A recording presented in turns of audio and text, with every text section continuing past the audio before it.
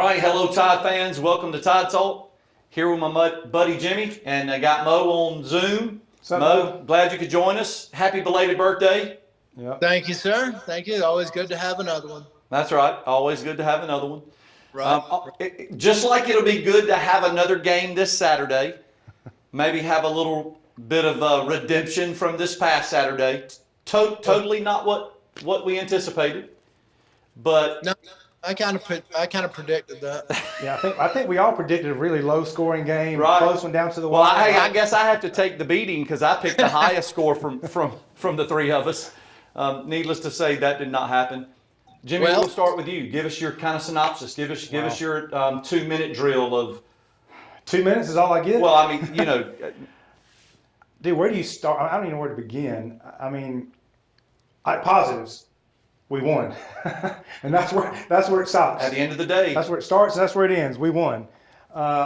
Dude, it was. I was so frustrated, like we all were. I mean, confused as what I was watching. I mean, again, so many negatives, man. Golly, I mean, outcoached again, which is we seem like we've been saying that a lot lately. The penalties, oh my gosh, the penalties, which I think that was, I felt like that was the worst officiated game that I've watched in a long, long time, and not because we were called for 15 penalties, because we probably should have been called for 20. Mm-hmm. Now, there was a couple of them that I thought were bogus, but they missed a bunch. But just all the delays and the reviews and just, I mean, gosh, Lee, I was like, it was terrible. But 15 penalties that were called, negative. I mean, we got outplayed. But really the most telling thing for me was that they were more physical than we were. On both sides of the ball, I thought they kind of punched us in the mouth, and I don't really think we ever quite responded like I was hoping we would. Maurice.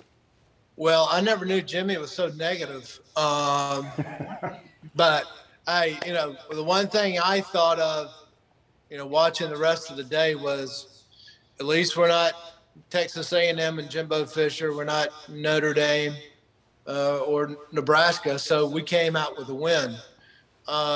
There's plenty of glaring things that were obvious, but the one thing that I took from it, in all sincerity, is the fact that when they came in on the last two drives, especially that last one, I saw a team, even the offensive linemen in the huddle or getting lined up, that had complete confidence in what they were doing.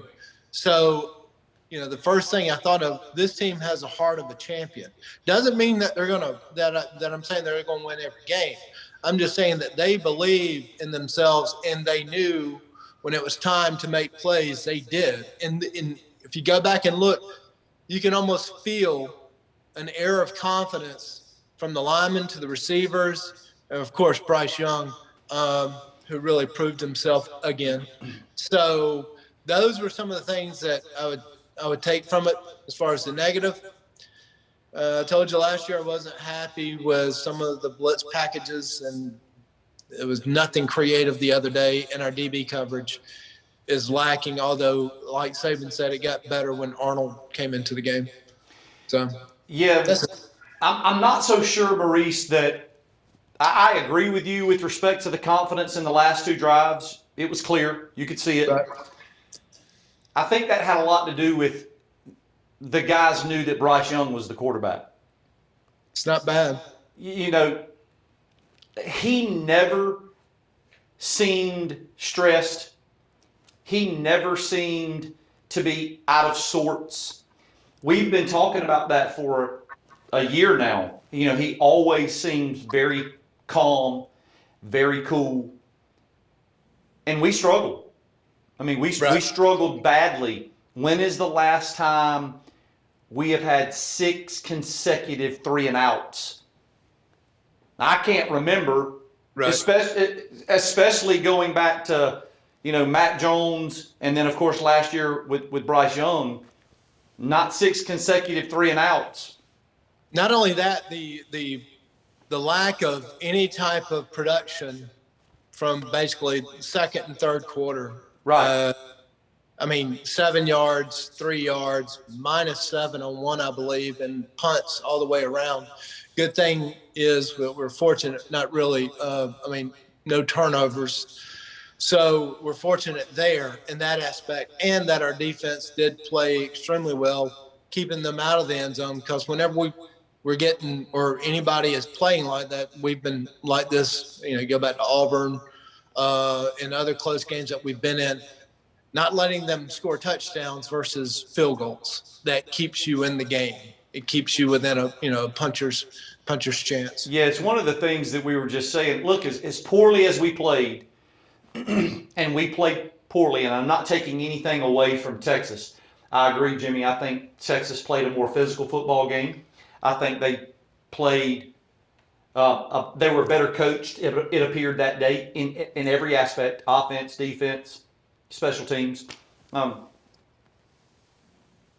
But we were able to figure it out in some shape, form, or fashion. And as you said, Maurice, we're not Texas A&M, and we're not sitting here on Monday like Notre Dame and Florida and Nebraska. You have to figure out a way to win those games, and we did. Mm-hmm. And we'll talk a lot more about the things that we saw, and I think the most positive thing that could have happened out of this happened. It happened early, and it's an opportunity for us to grow a lot. We ate some humble pie, and we'll grow from this. Well, a couple of things. One, the middle part of that game reminded me a little bit of the game we played against the team down the street or down the road from us, which was not fun. But as long as we kept, I felt like as long as we kept it within that one score, I never had this feeling that we were going to lose the game, honestly. Every time we got the ball back, I'm like, okay, this is it. This is it. Okay, this is it. We kept getting it back within that 3 points, 6 points. I'm like, okay, as long as we hold them to a field goal, we got it. I felt like we always had a chance because of who we got behind the center. That guy may or may not win the Heisman again this year, but if he's not the best player out there, I'm telling you, he's like you said, he's so calm under the circumstances, under the pressure. And like I said, as long as he's got the ball in his hand and we have the ball within that score, you feel like, okay, we got it, and it's nice having that feeling. And Maurice, listen, Saban even has said multiple times, said it in the offseason, said it after the national championship game, he said it again the other day. It doesn't matter how good Bryce Young is if the people around him don't play well also.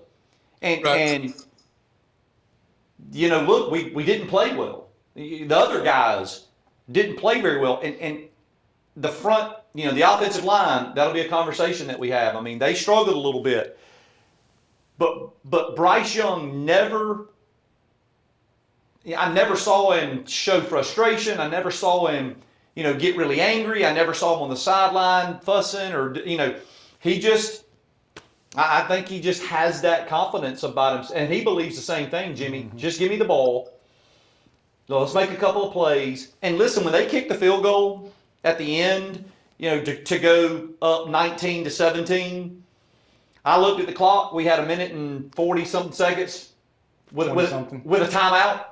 And I'm like, that's too much time. We had too much time, and I had no doubt that we were going to go down and kick a field goal. Well, I thought, based on listening to the announcers, that the game was, that was when Texas kicked the field goal, the game was over. And I said a few choice words that I probably shouldn't have said. But it's like, keep it G-rated. Keep it G-rated. Yep, exactly. There was over 1 minute left with Bryce having one timeout, and I felt good about it. Now, going back to what you were saying earlier, the second and third quarter, I saw some lazy wide receivers not working to get open, not focused, not concentrating, and that was frustrating. Also saw some offensive line miscommunication. Bryce got drilled on a simple inside blitz that the Garden Center did not communicate well at all. And outside of that, like I said, they came back to life sometime in the fourth quarter. I just don't know why it took that long, but I was more disappointed in the wide receivers during that stretch. I don't think there was if I remember correctly, there wasn't a downfield pass from the first quarter. That was completed from the first quarter until I think the fourth. Yeah. Everything else was short little passes. Yeah. Over 10 yards, nothing over 10 yards that was completed. That's right. So, Well, there's plenty of that to talk about. We're going to take a quick break. We're going to come back and discuss some of those things because I agree. Receivers were a question mark for me as well. But let's take a quick break. Hold your seats, Tide fans. We'll be right back with Tide Talk.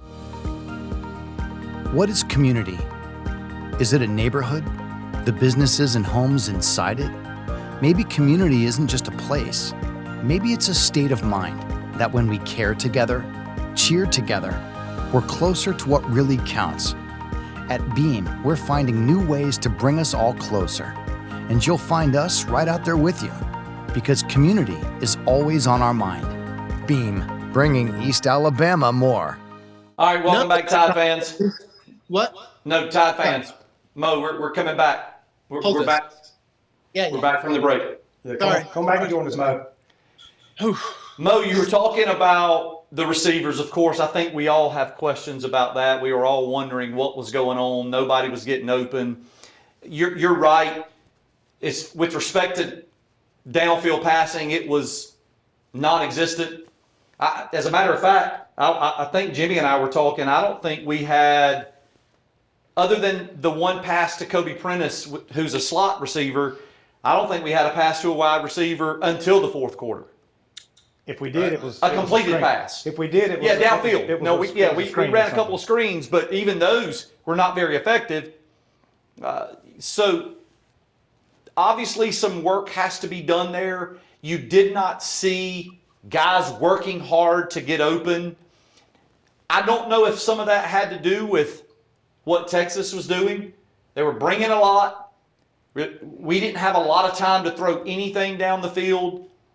So again, I don't want to seem like I'm taking anything away from Texas, man. I thought they played a really good football game. We knew Steve Sarkisian was going to have a game plan. We talked about that prior. No question about that. He showed that early. I mean, they came out firing on all cylinders, doing the things that we saw him do when he coached for us, taking advantage of mismatches. Guys on linebackers, and he does a really good job with that. At the end of the day, for me, my frustration was still the fact that this is Alabama. You talk about recruiting. We've still been in the tops in recruiting. It's not like we don't have the players. What was going on? Was it schemes or was it players? As an example, prime example, you guys remember the little in route that Kobe Prentice ran, and he should have sat down because it was zone coverage, but instead he kept running the route. Well, Bryce threw the pass for him to sit down. Right. Those types of things. Player, scheme. That was the question and frustration that I had. Obviously, it's a little bit of both. I think it's more on the scheme, because I'm going to show us in a minute. There's one person on this panel I know for sure that's been all over one particular coordinator on the defensive side of the ball. But I don't know who that is. But I think it's time for us to start talking about the guy on the other side of the ball, because I'm going to share some things with us in a minute. So personally, I think it's a lot to do with the scheme and the OC. Because this isn't the first time we've laid an egg against a team that we felt like we should be putting. We should have hung a bunch of points on. Well, Now, and it's hard to see some of that too on TV, because most of the time the focus is at the line of scrimmage, the quarterback, so you don't really know what's going on in the secondary. I'm like y'all. There's got to be somebody open. Well, why wasn't they open? You can't tell me that the receivers we have were just that lazy that they didn't want to go get open. You know what I'm saying? I just don't believe that. I'm not saying it didn't happen once or twice or whatever, but I truly believe the burden and the blame has to go on the offensive. some of it, no doubt. Maurice, do you agree with that? Well, first of all, I don't know who Jimmy's talking about when he said somebody on this crew. So I think he's talking about you, Sean. And He probably is. No doubt. I'll take the blame. I wouldn't take it. I got no problem with Bill O'Brien. He is, I'm sorry, but he's no Sarkisian or even Ryan Dabble. He's not as far as that level, in my opinion, as far as the play caller. But no, I'm going to put it on the players as far as being lazy. And I think once you see JoJo Earl, he's supposed to be coming back soon, and Harold, Yeah. the transfer, that's the speed. I think that's what is really there was no threat of anybody Going over the running top. past their DBs. So when you got your notepad out, Jimmy? Yes, I do. Okay. So when there's no speed, corners and safeties cheat up. They don't have Press to. a little harder. Yeah. So they know that even if somebody is on a go route, they have the ability to keep up with them. Jamison Williams last year, phenomenal Yeah, but speed.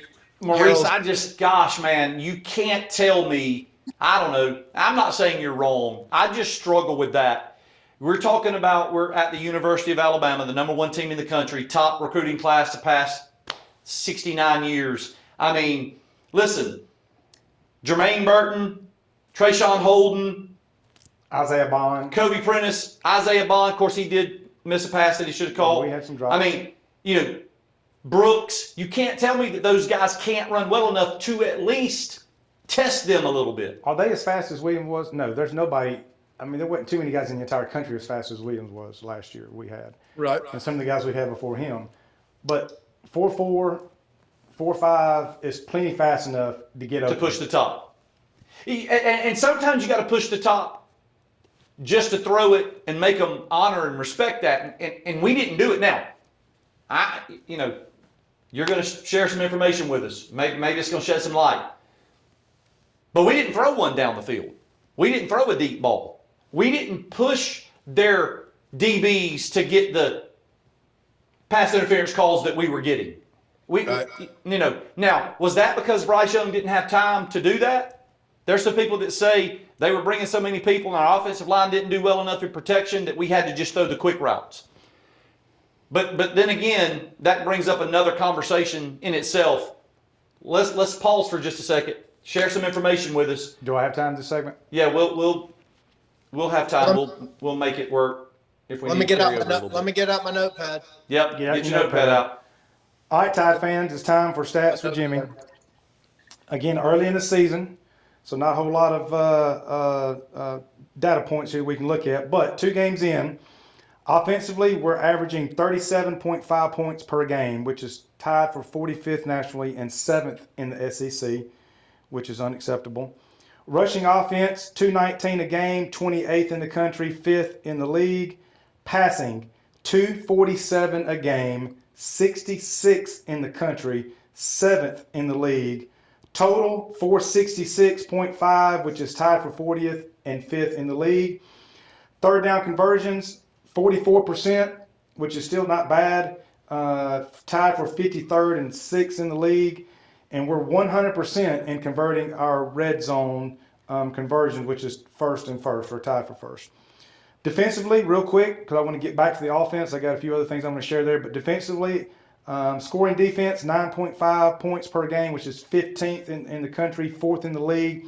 Rushing defense, we're giving up 79 yards a game, tied for 22nd and 3rd.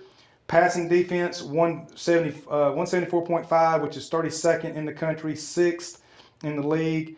Total, 253.5, 17th in the country, 2nd in the league, which again, I'm not hating on the defense. Penalties, again, I guess we must not have had any in the first game because we're averaging 70 yards a game per game, which is tied for 97th and 12th in the league after 2 games. Again, it just blows my mind. Go back to the offense you were talking about. So I was talking about our buddy, Mr. O'Brien, our OC. Couple of things I've read this week. So Bryce Young ranks among the top 10 in the SEC in just about every passing category except for yards per attempt, 6.1. Alabama doesn't have a passing play of 30 yards or more in the first 2 games. To me, that's very telling. Again, Especially against Utah State. that's right. Let me go find some other stuff. Oh my gosh, what did I do with my notes here? I mean, to me, that says a lot. Mo, we were just talking about that. I mean, I mentioned it. We're not even testing anybody down the field. And we're getting pass interference call after pass interference call because people are testing us. Now, we play a lot of man coverage. Mm-hmm. And I think sometimes you got to test that because sometimes that's 50-50. Right. I mean, and we're not even testing that. And that concerns me. Man, I know Well, I took it. They I played took a mostly screenshot zone of it. the other day, but there were a couple of times where they went man, and Bryce tried to connect on it. It was there, I think, in the corner of the end zone where he's trying to make a connection where he could see the guy pressing. The other thing that I want to mention as far as their DBs on Bryce's 17-yard run, where he scrambled. Yeah. Very fortunate that he was looking that way because corner blitz was coming and he read it and was able to do something. But I agree. Yeah, the yards, the passing attempt yards is a telltale sign. There needs to be the stretching of the field, so to speak. There was one in which they didn't go back and show it, but the analyst did say there was Texas. Hold on, Yeah. Jermaine That's Burton. why- I found what I was looking for, Mo. I'm sorry, I know because we're out of time in this segment, but I want to say one other thing. So, our offense has been held below 30 points 4 of the last 6 games that we played, 5 of the last 9 games, obviously dating back to last season. 2018, 2019, we didn't score anything less than 30. We had a streak of games where we were scoring 30-plus points over, I know those 2 seasons. I think it filtered over into 20, where again you look up and we've got 30 points at halftime. 5 of the last 9 games we have not scored 30 points. That is you can't tell me that's talent. There's several factors. We're going to take a quick break. We're going to come back and talk about what we all believe are those factors. I have my opinion, but real quick, let's take a short break. We'll be right back with Tide Talk. I know Beam. I used to watch cartoons and sports on their TV, and now I use their internet. Take it from Javion Cohen, all SEC team offensive lineman.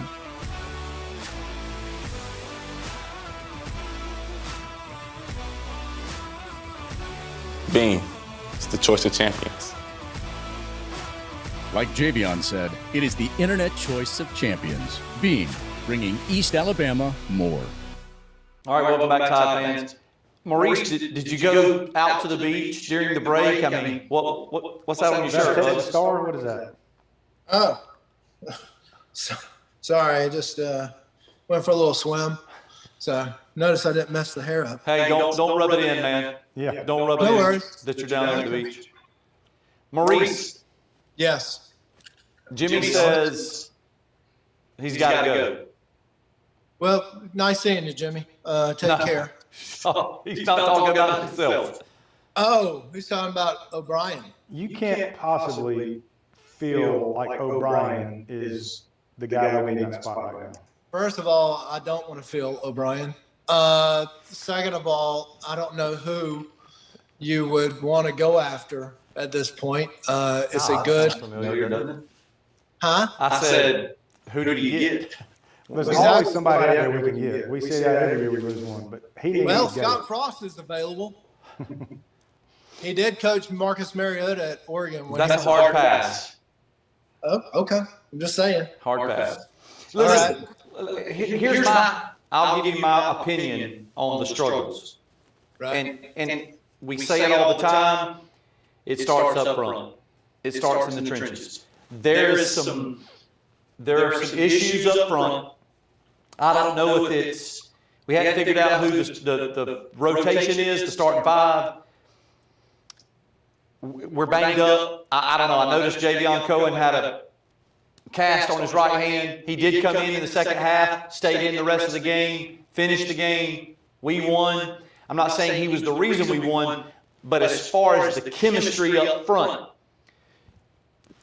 we all know that it don't matter how good your quarterback is, it don't matter how good your running backs are or receivers are. If you can't block up front, it's irrelevant. And we've seen it. We saw it against the guys down the road in the game last year. You know, we saw it when Jamison go out and Mechie go out in the national championship game. We saw them add pressure and we couldn't handle it up front. Wasn't it long ago? Not that long ago. We were winning that Remington Trophy for best offensive line. Seems like we were winning it. If not every year, it seems like every other year, top 2, top 3 offensive linemen or groups in the country, and we can't say that now for whatever reason. And we have guys that have experience. Well, yeah. I mean, Saban was asked that today in his press conference, and he kind of took offense to. And somebody asked him, you got 2 new starters. And he's like, what 2 new starters? And he's like, Cohen started last year and he played. And he really doesn't want to address it. It's a sore subject with him, it seems like. And we hired the offensive line coach from Kentucky last year, got rid of Doug Marrone. And all we heard out of camp was how great the offensive line was getting along and communicating, and it was really good. And so now we're showing just 2 games in, can't really run the ball. But then again, I have said we don't have, for the first time, that big bruising running back that Saban's always had. What we have now are scat backs. So that could be a difference maker. I don't know. You're probably, Jimmy, you might know this off the top of your head. Our leading rusher is probably Bryce, which is not a good thing to have your quarterback leading the team in rushing. Yeah. So I don't know, but it's between him and Chase for sure. So, yeah, I don't, let's see how this season goes along as far as with Bill O'Brien. And, like I said, I know he's not Lane Kiffin. I know he's not Sark, but he still knows a little bit of offense. But if the points per game keep going down, it'll catch up with us in the SEC. Sure. I was just saying, Maurice, our defense has to be really good because we're having to work our tails off on that side of the ball because we're not producing as many points offensively. And so we're working even harder defensively. Could be some of the frustration that you see from Will Anderson and those guys, because they're having to be really, really focused most of the time. They can't just pin their ears back all the time because we have a pad or we have a lead. All of those things are a domino effect. And in my opinion, when we have the offensive production, and maybe this is with anybody, just from what I'm seeing and have seen, when we have the offensive production that we are kind of accustomed to, let me say this too. The sky is falling. I mean, that's right. Second game of the season. Sark said that they were putting in game plans 3 months prior to this game. We've talked about it all the time, how we get everybody's best game. I think there ain't no doubt Texas A&M did their whole season trying to beat Alabama last year. I'm not saying Texas did that this year, but the bottom line is it's one game on the road at 11 o'clock kickoff. I mean, there's all these different things going against us. At the end of the day, yes, we expect them to play better and do better, of course. But again, the sky's not falling. We still got plenty of time, I feel like. But saying that, the next couple of games are very winnable. But boys, we better be ready come October. Because if we don't play any better come October, I mean, there's definitely at least one game that's losable on that schedule, if not a couple, if we don't straighten it up. Yeah, we talk all the time. We're a little spoiled. I mean, we're a little spoiled. We're used to winning. We're used to winning big. We're used to winning all the time. And granted, we won. That's the positive. We said that out the chute from the show today, but we just expect to see our team play better. And having that expectation is okay.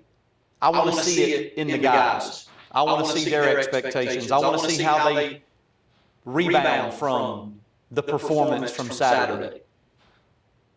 You know, the biggest Well, thing, I too, mean, we you know- got you know- so used to, I'm sorry, but we got so used to week in and week out consistently playing well. You know, and now, based on what I was, what I shared with a second ago, we're not getting that consistency, and I think that's where a lot of our fan frustration is coming, because it's not consistent. So I got to talk both of y'all off the ledge real quick. Here we go. He's got to talk us off the ledge. All right.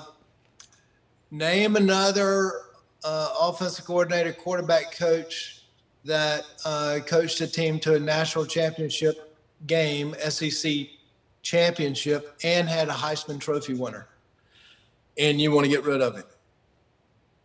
But was it him that actually was the reason why that happened? I don't think so. He's the Not so. coach. Tough to say that because listen, name a defensive coordinator that had the best defensive player in the country that coached in a national championship and SEC championship game. The guy at Michigan. So my point is, I'm kidding. right. My point is, listen, a lot of times, well, just like Saturday. Listen, Bryce put us on his back and won the football game, in my opinion. He was the reason we won the football game. Right.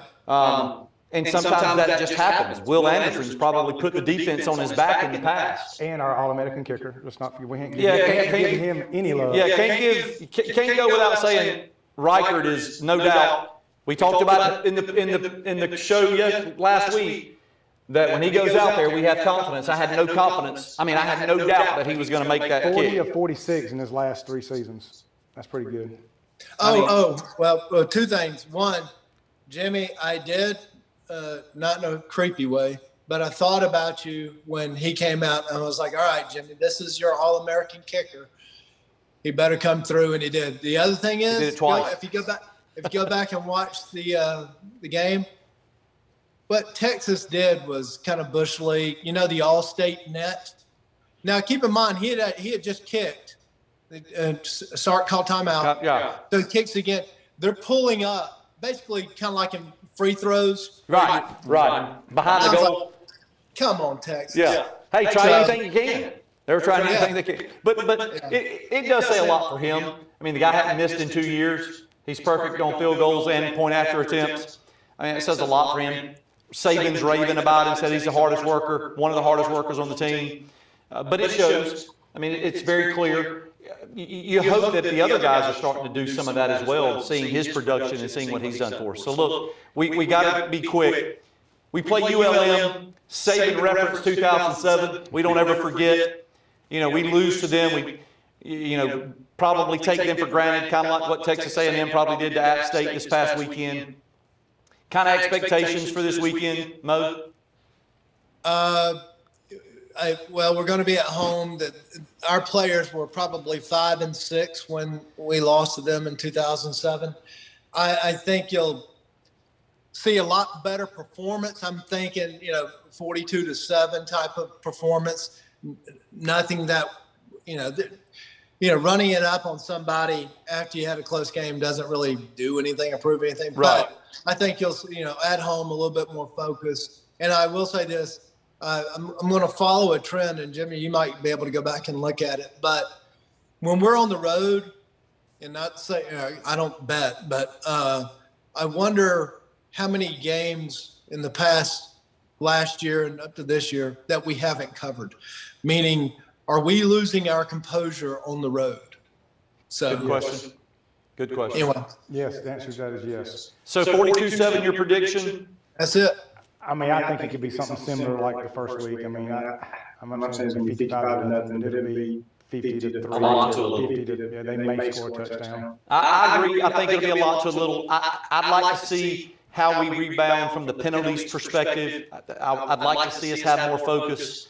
I'd like to see the offensive line do a much better job. Again, I know it's a different opponent. We're at home, which means a different atmosphere. But I do want to see how. I'd like to hear Saban talk about how the practices go this week, the work that we put in, the attention, the intensity, that sort of thing. ULM's coming in. They're not going to be very good. those are the ones, though, sometimes you have to be mindful of. So looking forward to seeing how we respond. It was a physical game Saturday, so hopefully guys, didn't get too banged up. I know some folks got knocked around a little bit, but that's part of it. Hopefully we'll come out and see us put together a full game on both sides of the football, and we'll be a little more positive the next week when we do the show. Maybe. Yeah, a little more upbeat. So Maurice, enjoyed having you down from Panama City. We appreciate you being here. Tide fans, we'll be here next week. We'll be talking about the game against ULM, and then we'll, of course, preview the next game. So enjoy watching the football game this weekend, and we'll see you next week. Roll Tide. Roll Tide. Roll Tide.